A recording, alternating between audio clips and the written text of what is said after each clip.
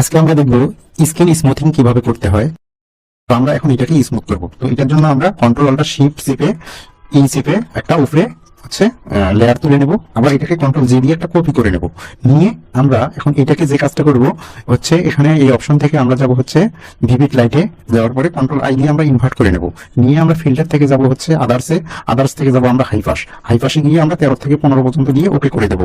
তারপরে আবারও ফিল্টার থেকে যাব আমরা হচ্ছে ব্লার থেকে হচ্ছে গাসিয়ান ব্লার দিয়ে এখানে আমরা দেবো সর্বোচ্চ 1 দিয়ে আমরা ওকে করে দেবো। দিয়ে তারপরে হচ্ছে কিবোর্ড থেকে অল্টার চেপে ধরে আমরা এটাতে ক্লিক দিলে মাস্ক সেভ করে যাবে। তারপরে আমরা এই যে মেইন লেয়ারটা যে আছে এটা থেকে আমরা যাব হচ্ছে সিলেক্ট থেকে যাব হচ্ছে কালার রেঞ্জে গিয়ে আমরা এই টুলটা নিয়ে স্ক্রিনটাকে সিলেক্ট করে দেবো। দিয়ে আমরা ওকে করে দেবো।